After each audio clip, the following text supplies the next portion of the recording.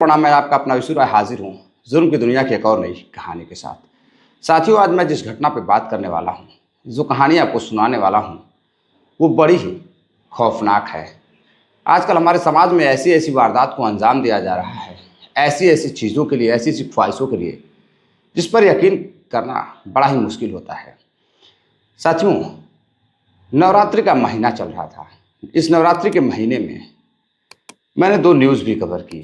अंबेडकर नगर मालीपुर, जो बच्ची स्कूल के लिए घर से निकलती है और उसका गन्ने के खेत में कत्ल कर दिया जाता है बेरहमी से। हालांकि कातिल उसका रिश्तेदार निकलता है, उसे पकड़ा जाता है, लेकिन जो उसका प्रेमी है कातिल सनी कुमार, उसके घर वालों का प्रशासन पर यह आरोप है कि प्रशासन जब आरोपी नहीं पकड़ पाई हो तो चैट के आधार पर, प्रेम प्रसंग के आधार पर उसके ही बेटे को उठा लिया और जेल भेज दिया। हालांकि ऐसा कोई सबूत नहीं मिल रहा है कि 7 से 8 बजे के बीच में जब कत्ल हुआ तो वो कहाँ था। माँ का कहना है कि वो घर पर था, लेकिन कुछ सबूत ऐसे मिले हैं कि वह ऐसी जगह पर मौजूद है, दुकान वगैरह पर, जहाँ वो अक्सर 10 बजे जाया करता था। अब इन सब सबूतों के आधार पर पुलिस ने उसे गिरफ्तार किया है। फिलहाल जांच पड़ताल अभी भी जारी है। और दूसरी केस आजमगढ़ में एक मुस्लिम समुदाय के 7 वर्षीय लड़के साजेब को उसका ही एक पड़ोसी धर्मेंद्र निगम उसकी बलि दे देता है, सिर्फ इसलिए कि उसका कोई बेटा नहीं हो रहा था, उसके लड़की की शादी नहीं हो रही थी, उसकी उसका व्यापार घाटे में चल रहा था। साथ ही ये दोनों तो कहानी थी, घटनाएं तो मैंने आपको वीडियो के माध्यम से लाइव सुनाई। तीसरी घटना जो मैं सुनाने जा रहा हूँ साथियों, मैं बात कर रहा हूँ उत्तर प्रदेश के अलीगढ़ की। अलीगढ़ में एक क्षेत्र लगता है रोरावर।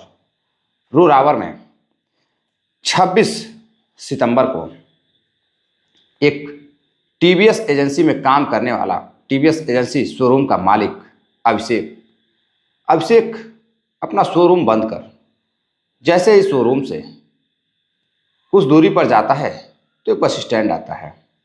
वहां जाने के बाद वह सोचता है कि क्यों ना आज बस से ही मैं घर चलूं।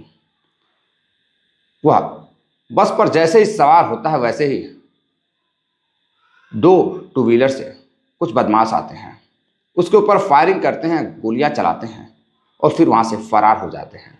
देखते ही देखते अभिषेक की मौत हो जाती है।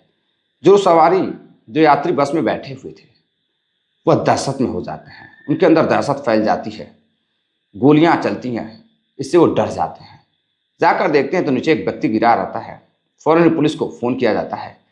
पुलिस आती है, जांच पड़ताल करती है, शिनाख्त करती है तो पता चलता है कि व्यक्ति तो टीवीएस शोरूम का मालिक अभिषेक है, जो एक शोरूम चलाया करता था। अब फौरन ही यह सूचना उसके घर वालों को दे दी जाती है। उसके पिता, भाई सभी मौके पर पहुंचते हैं और देखते हैं कि यह तो उन्हीं का बेटा है। अब किसी तरह से पुलिस बॉडी को अपने कब्जे में लेती है, पंचनामा वगैरह बनवाती है और बॉडी को पोस्टमार्टम के लिए भेजती है। इधर चारों तरफ आग फैल जाती है। अब सवाल ये था कि आखिर अभिषेक का कसूर क्या था? अभिषेक को शूटरों ने, अपराधियों ने गोली क्यों मारी? आखिर उसने ऐसा कौन सा काम किया था? तो साथियों, इसके लिए हमें चलना होगा आज से तकरीबन 2 से 3 साल पीछे। 3 साल पहले अभिषेक अपने गांव हाथरस, एक क्षेत्र कचौरा में रहता था। वहीं एक लड़की जिसका नाम पूजा रहता है। पूजा काफ़ी सरल स्वभाव की रहती है। कुछ दिनों बाद पूजा जो है अलीगढ़ आ जाती है। अलीगढ़ आती है तो वह एक मठ ज्वाइन करती है और वहाँ पर कुछ समय बाद वह महामंडलेश्वर की उपाधि धारण कर लेती है और अपना नाम चेंज कर आरती भारती रख लेती है। अब आरती पूजा पांडे से वह आरती भारती बन जाती है और साध्वी का जीवन जीने लगती है। इधर उसकी शादी भी हो चुकी थी। पूजा के 2 बच्चे भी थे और साथ में उसका पति भी रहता था। कुछ समय और गुजरता है। एक दिन पूजा की मुलाकात जब फिर से अभिषेक से होती है, तो जब अभिषेक से मुलाकात होती है, अभिषेक कुंवारा था। दोनों के बीच बातचीत होती है और फिर पूजा उर्फ आरती भारती महामंडलेश्वर साध्वी पूजा अभिषेक को अपने पास बुलाती है। अपने पास बुलाती है, कुछ दिनों के लिए अभिषेक वहीं पर रहता है। धीरे धीरे दोनों की मुलाकात का दौर बढ़ने लगता है। अब इधर पूजा शादीशुदा होने के बाद भी अभिषेक पर फिदा हो जाती है, उससे इश्क करने लगती है। इधर अभिषेक उसके बहकावे में आ जाता है। वह भी बातचीत करने लगता है और फिर एक दिन पूजा उसे एक कमरे में बुलाती है। कमरे में बुलाती है, उसके साथ कुछ ऐसा बर्ताव करती है, ऐसा कुछ अतरंग पलों को जीती है और उसकी आपत्तिजनक फोटोज और वीडियोस ले लेती है, बना लेती है। अब फोटोज वीडियोस बनाने के बाद लगभग 1 साल तक अभिषेक उसके पास रहता है और फिर अपना वहीं पर शोरूम खोलता है और अलीगढ़ में ही शोरूम चलाने लगता है। इधर शोरूम उसका ठीक ठाक चलने लगता है, अच्छे खासे पैसे आने लगते हैं। तभी एक दिन पूजा मंडलेश्वर कहती है कि देखो अभिषेक, मैं तुमसे शादी करना चाहती हूँ। अभिषेक कहता है कि मैं तुमसे शादी नहीं कर सकता हूँ, तुम तो शादीशुदा हो, तुम तो साध्वी का जीवन जी रही हो, मैं तुमसे शादी कैसे कर सकता हूँ। अब इधर पूजा को यह बात बड़ी बुरी लगती है। पूजा कहती है अच्छा ठीक है, एक काम करो कि तुम अपने टीवीएस शोरूम का मुझे पार्टनर बना लो, उसमें मेरी भी पार्टनरशिप कर लो, मुझे भी तुम्हारा पार्टनर बनना है। अब इधर इस बात से अभिषेक को झटका लगता है। अभिषेक को लगता है कि कहीं ना कहीं पूजा चाहती है पार्टनर बनना और धीरे धीरे फिर उसके शोरूम को अपने कब्जे में ले लेगी। अब वह डर जाता है। अब इधर पूजा बार बार उससे शादी का दबाव बना रही थी, अभिषेक के साथ अतरंग पलों को जी रही थी। अब अभिषेक उसकी पावर को देखकर, उसकी हनक को देखकर साध्वी के जीवन से वह डर जाता है। अब वहाँ से डर कर शादी का बार बार दबाव बनाए जाने के कारण अब वो अपने घर आता है हाथरस। घर आने के बाद अपने परिवार वालों को बताता है। परिवार वाले उसकी शादी करना चाहते थे, लेकिन पूजा मंडलेश्वर कहीं ना कहीं उसकी शादी में रुकावट डाल रही थी। अब इधर उसके छोटे भाई की शादी हो जाती है। छोटे भाई की शादी हो जाती है, समझ धीरे धीरे आगे बढ़ता है। फिर से अभिषेक डर के मारे अपने पिता को और चचेरे भाई को लेकर अलीगढ़ में रहने लगता है और वही शोरूम में चाचा का लड़का और पिताजी उसके काम करते थे। जब भी रात होती थी, बंद करके अपने शोरूम को अभिषेक अपने चाचा और पिता के साथ पास के एक होटल में जाता था, वहाँ खाना खाते थे और फिर अपने कमरे पर चले जाते थे। रोज़ाना की ज़िंदगी यही चल रही थी। लेकिन फिर एक दिन पूजा का फ़ोन आता है अभिषेक पर। अभिषेक से बातचीत होती है। पूजा कहती है कि देखो तुम मुझसे बचकर कहाँ तक जाओगे, मैं तुमसे शादी करना चाहती हूँ, तुम मेरे पति बन जाओ, तुम्हें बहुत सारा फ़ायदा होगा, पैसों की कोई कमी नहीं होगी, मैं तुम्हें बेहद प्यार करती हूँ, बहुत पसंद करती हूँ। इधर अभिषेक कहता है कि नहीं, मैं तुमसे शादी नहीं कर सकता और मैं तुम्हें पसंद भी नहीं करता हूँ, मुझे मेरा जीवन जीने दो, तुम अपना जीवन जियो। हो सकता है मुझसे कुछ गलतियाँ भी हुई हों तो उसके लिए मैं माफ़ी भी चाहता हूँ। लेकिन अब इधर कई चैट भी होती हैं, कई बार बातें भी होती हैं, लेकिन इससे पूजा और आरती भारती खुश नज़र नहीं आ रही थी। उसे अब किसी कीमत पर अभिषेक और उसके शोरूम में पार्टनरशिप चाहिए थी। इधर फिर से वो एक दिन फ़ोन करती है। जैसे ही वो शोरूम से बाहर निकलता है, पूजा उसे फ़ोन करती है।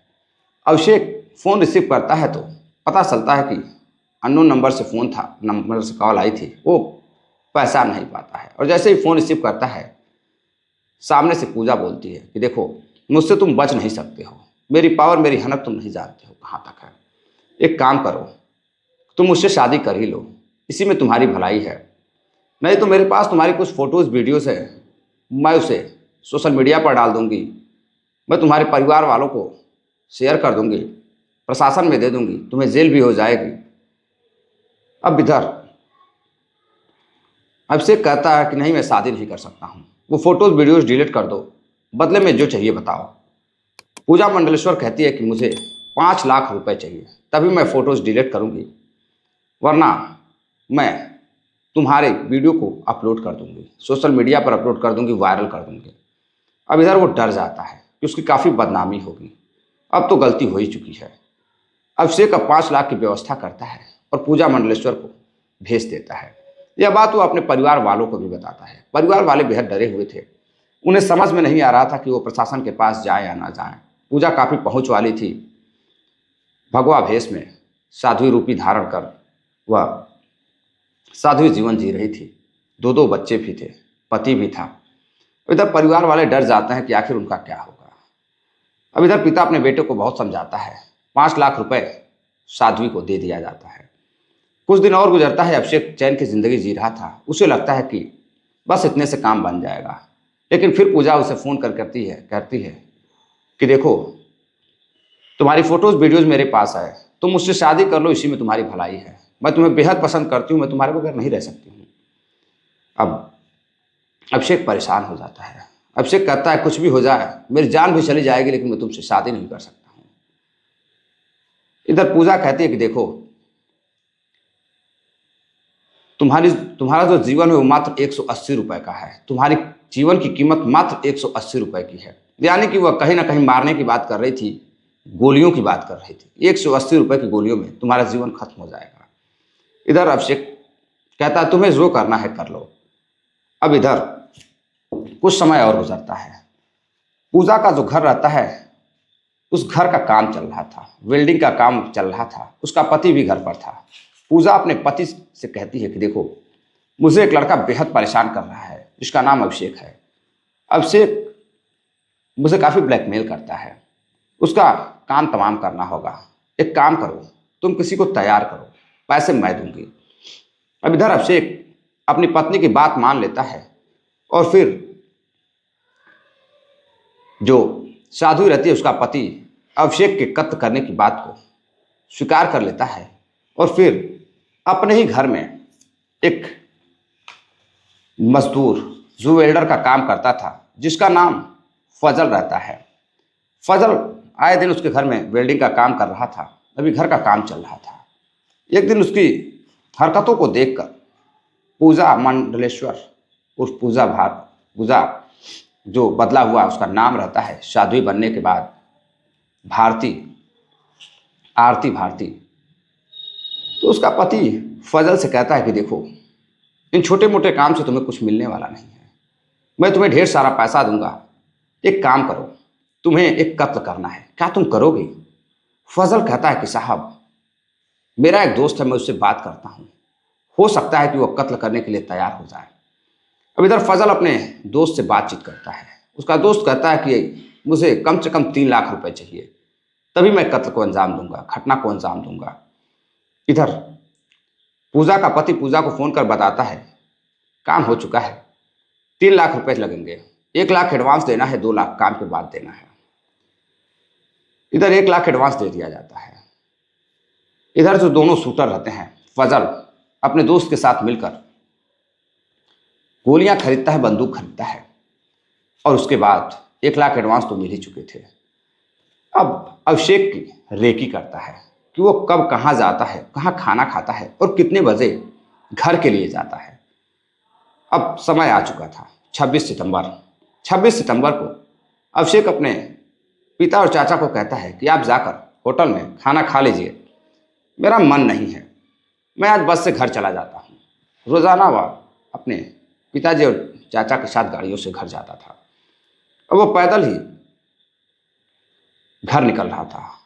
शायद उसके मन में कुछ बातें चल रही थी या फिर उसे ऐसा लग रहा था कि उसके साथ कुछ बुरा होने वाला है। वह नहीं जानता था कि जिस बस में वो सफ़र करने जा रहा है वह उसका अंतिम सफ़र होगा। जैसे ही वो बस पर चढ़ने की कोशिश करता है, वैसे ही 2 अपराधी जो पहले से छिपे हुए थे, उसकी रेकी किए हुए थे, वो उसका आने का इंतजार कर रहे थे।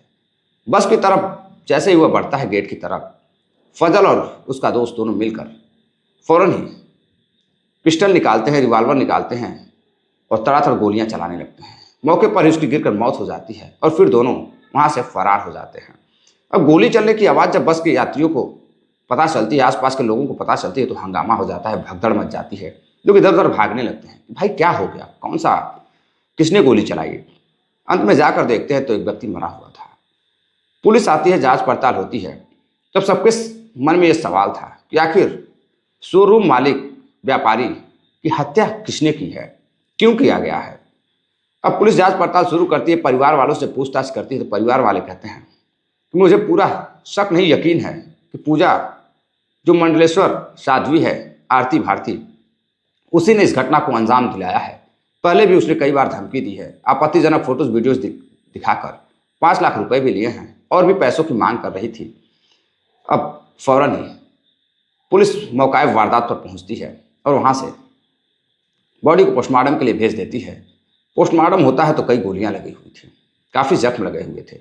अब देखते ही देखते यह बात आग की तरफ फैल जाती है। अब व्यापारियों में रोष व्याप्त हो जाता है कि व्यापारियों का उत्तर प्रदेश में बाबा योगी जी के सरकार में कत्ल हो रहा है। अब कई सवाल सरकार पर भी खड़े हो जाते हैं। हालांकि प्रशासन परिवार वालों की बात सुनती है और फौरन ही कुछ ही घंटों के अंदर पूजा भारती के पति को पुलिस गिरफ्तार कर लेती है। उसके कॉल ट्रेस करती है, लोकेशन ट्रेस करती है और पूजा भारती के पति को गिरफ्तार कर लिया जाता है। और गिरफ्तार कर उससे जब पूछताछ होती है तो पता चलता है कि वाकई में उसने ही सुपारी दी थी 2 खौफनाक शूटरों को। उन शूटरों को भी गिरफ्तार कर लिया जाता है, उनसे भी पूछा जाता है, बातचीत होती है और पूरी कहानी परिवार वालों ने बताई। और कुछ सोशल मीडिया और चैट के जरिए अभिषेक के फ़ोन से पुलिस वालों को सबूत मिलते हैं। अब मामला यहीं नहीं रुकता है, मामला आगे बढ़ता है कि आखिर जो साजिश करता है मंडलेश्वर आरती भारती उर्फ पूजा पांडे, उसको कब गिरफ्तार किया जाएगा। पद में, रिश्ते में जो अभिषेक मृतक है वह बुआ का लड़का लगता था, यानी कि बुआ के लड़के को ही उसने अपने इसके जाल में फंसा लिया शादीशुदा होने के बाद भी, और उसका कत्ल करा दिया। पुलिस बहुत जांच पड़ताल करती है, हाथ पैर पटकती है, लेकिन पूजा का कहीं पता नहीं चलता है और मौके से पूजा फरार हो चुकी थी। जिस मठ में रहती थी वहाँ वो नहीं मिलती है। अब पुलिस का कहना है कि पूजा किसी मठ में छिपी हुई है। राजस्थान, आगरा, बिहार, कई जगह उत्तर प्रदेश की पुलिस कई टीमों का गठन एसपी साहब करते हैं और भेजा जाता है ताकि उसका पता लगाया जा सके कि आखिर वह साजिशकर्ता कहाँ छिपी हुई है। अब जब तक पूजा मंडलेश्वर पकड़ी नहीं जाएगी, पूरी सच्चाई सामने नहीं आएगी। अभी तो परिवार वालों ने ये सारी बातें बताई। हो सकता है कि पूजा मंडलेश्वर को जब पुलिस गिरफ्तार करे तो कोई और राजफाश खुलकर सामने निकल कर आए। तो साथियों, फिलहाल पुलिस पूजा मंडलेश्वर को पकड़ने की पूरी कोशिश कर रही है। बाकी उसका पति और 2 आरोपी गिरफ्तार हो चुके हैं। जैसे इस घटना पर कोई और खुलासा होता है, मैं एक और वीडियो के माध्यम से आपको पूरा जो भी अभिषेक के मर्डर के खुलासे होंगे तो मैं दिखाने की पूरी कोशिश करूंगा। फिलहाल के लिए आज के इतना ही, इजाज़त चाहूँगा। आप अपना प्यार दीजिए। चैनल पर नए हैं तो चैनल को सब्सक्राइब करिए, वीडियो को शेयर करिए, क्योंकि ये चैनल आप ही के माध्यम से चलता है, आप ही के प्यार सपोर्ट के माध्यम से चलता है। तो ज़्यादा से ज़्यादा वीडियो को शेयर करिए ताकि एक ऐसी स्त्री जो शादीशुदा होने के बाद भी साध्वी का जीवन जी रही थी, ऐसे लोगों के बारे में भी दुनिया जान सके। तो नमस्कार, जय हिंद।